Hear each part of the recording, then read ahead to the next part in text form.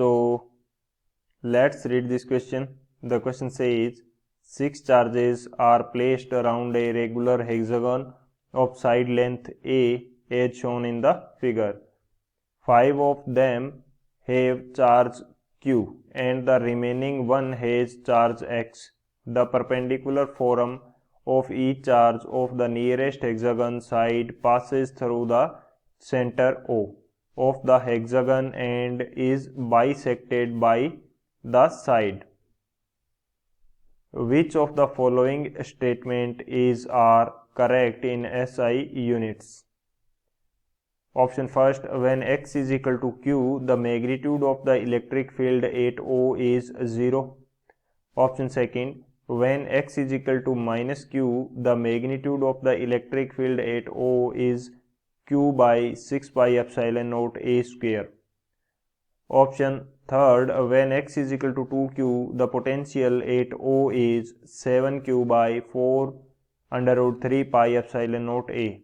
Option fourth, when x is equal to minus 3q, the potential at O is minus 3q by 4 under root 3 pi epsilon naught a. तो इस question के अंदर हमें दिया गया है 6 चार्जेस हैं, वो एक हेक्सागन के अराउंड रखे गए हैं। हेक्सागन की जो साइड की लेंथ है वो कितनी है, a है।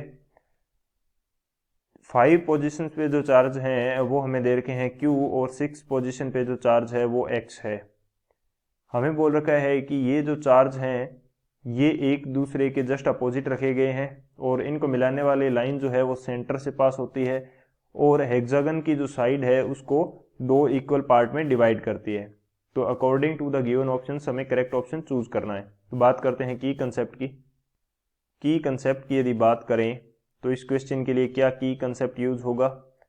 हम सबसे पहले देख लेते हैं कि यदि हमारे पास कोई चार्ज है तो उसके कारण इलेक्ट्रिक फील्ड कितना होगा। Electric field due to a point charge, electrical field due to a point charge, due to a point charge. तो पॉइंट चार्ज के कारण इलेक्ट्रिक फील्ड कितना होगा वो देख लेते हैं। यदि हमारे पास यहाँ पे कोई पॉइंट चार्ज Q है, इससे d डिस्टेंस के ऊपर मैं इलेक्ट्रिक फील्ड फाइंड आउट करना चाहता हूँ, तो इसकी वैल्यू हमारे पास क्या रहती है, E vector is equal to k q by d square. ये हमारे पास इलेक्ट्रिक फील्ड की वैल्यू रहेगी। एक तो ये की कंसेप्ट हो जाएगा। सेकंड की कंसेप्ट हमारे पास क्या रहेगा कि इलेक्ट्रिक फील्ड जो E है वो वेक्टर क्वांटिटी है। ये क्या है, वेक्टर है, तो इसकी कुछ ना कुछ डायरेक्शन भी होगी। तो पॉजिटिव चार्ज से जो डायरेक्शन होती है वो क्या होती है, दूर की तरफ, यानी कि पॉजिटिव चार्ज से इलेक्ट्रिक फील्ड निकलता हुआ दिखाई देता है और नेगेटिव चार्ज जो होता है उसकी तरफ आता हुआ हमारे पास क्या होता है, इलेक्ट्रिक फील्ड होता है। तो दो तो ये हमारे की कंसेप्ट हो जाएंगे।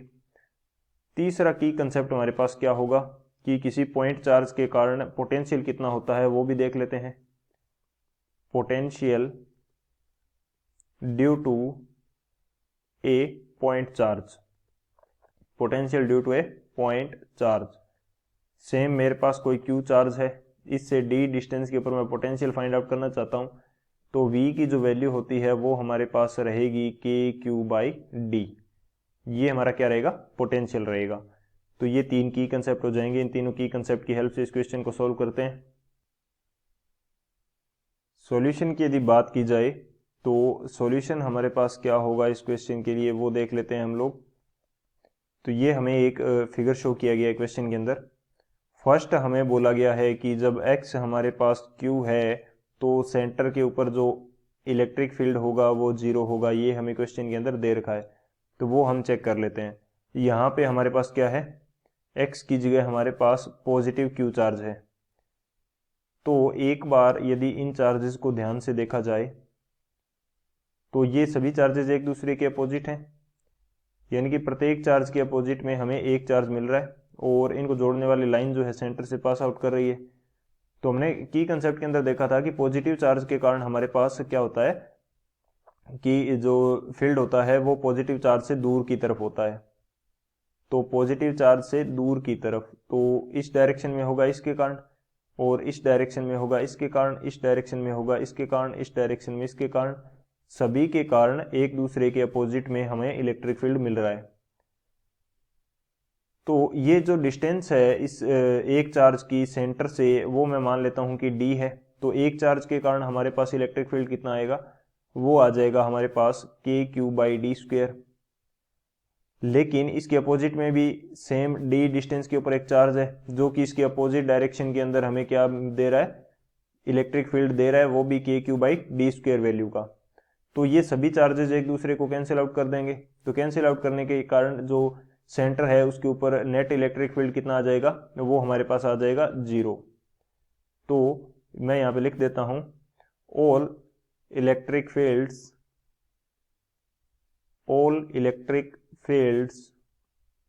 will be cancelled out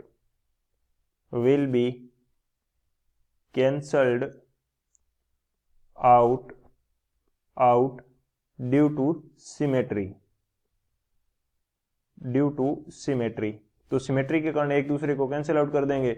so E net जो होगा ओरिजिन के ऊपर वो क्या होगा, 0 के इक्वल होगा।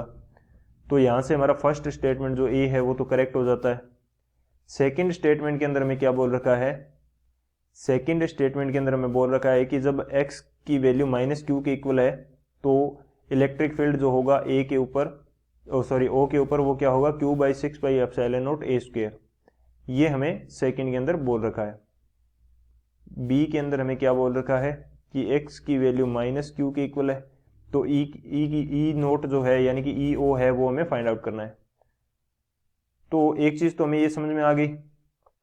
अब मैं इसको तरफ कर देता हूं, यहां पे मैं क्या ले लेता हूं, x की जगह -q ले लेता हूं, और बाकी ये जो चार्ज है इसके इलेक्ट्रिक फील्ड को ये चार्ज है इसका इलेक्ट्रिक फील्ड कैंसिल आउट कर देगा, इसके चार्ज को इसका इलेक्ट्रिक फील्ड कैंसिल आउट कर देगा।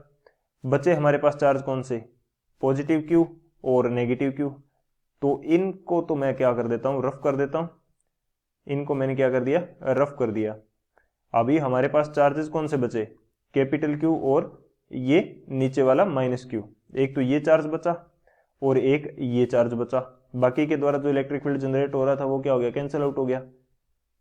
इसकी डिस्टेंस हमारे पास कितनी है, ये मैं मान लेता हूं कि डिस्टेंस हमारे पास कितनी है, d है।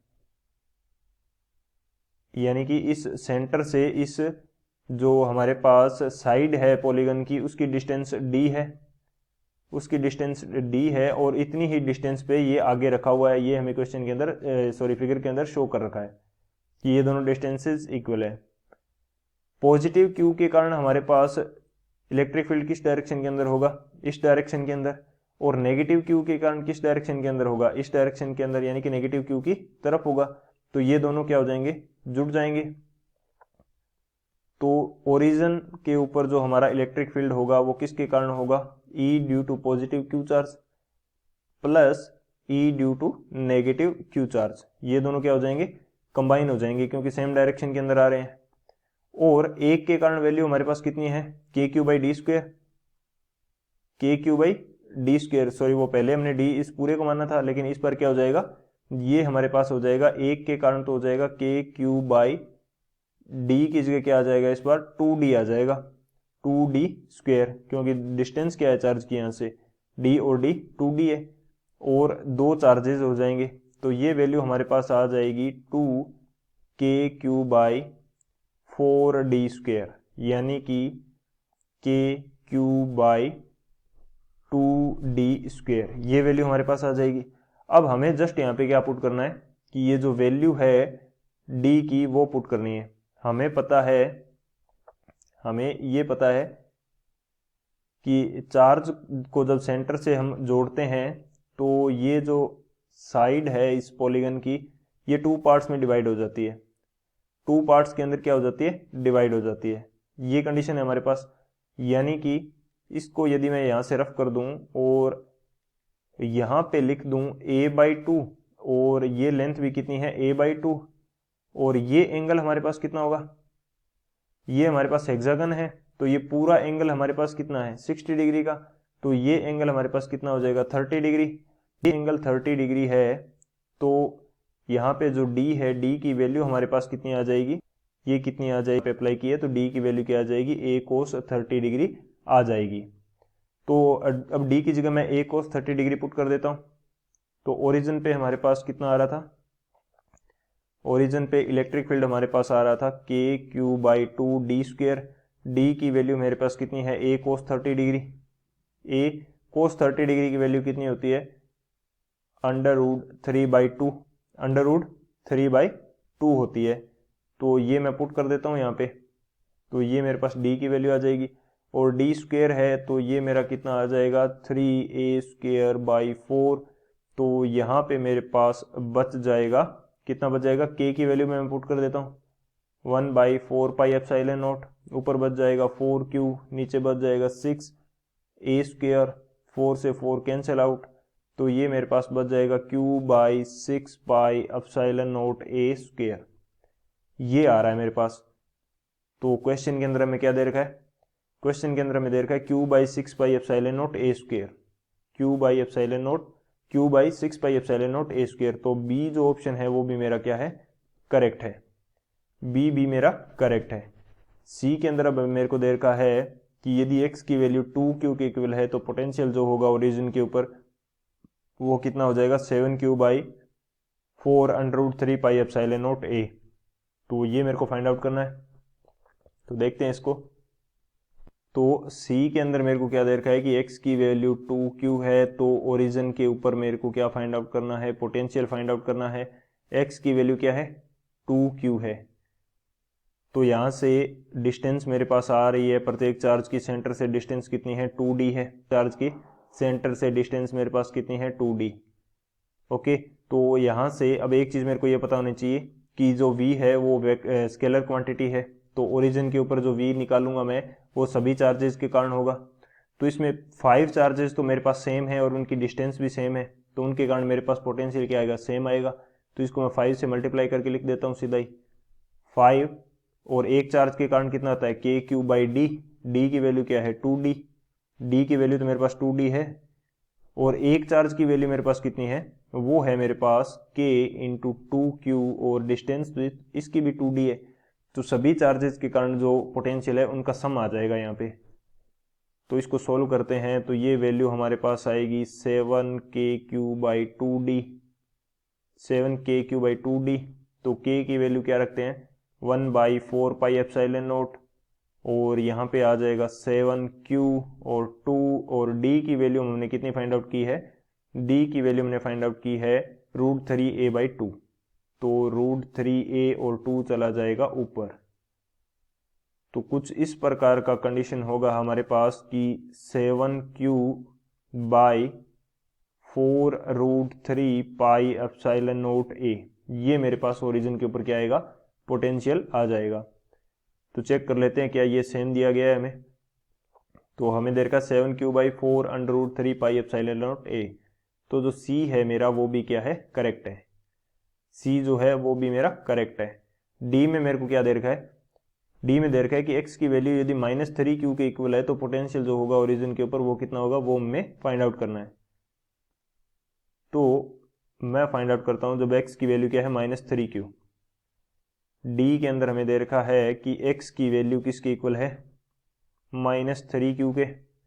तो VO 5 चार्जेस के कारण तो वो सेम ही रहेगा जो हमने सी ऑप्शन के अंदर फाइंड आउट किया है, kq/2d।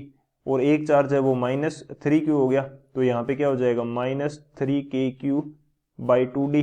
जब इसको सॉल्व करेंगे तो ये क्या बच जाएगा, ये बच जाएगा हमारे पास 2kq/2d, यानी कि kq/d बच जाएगा।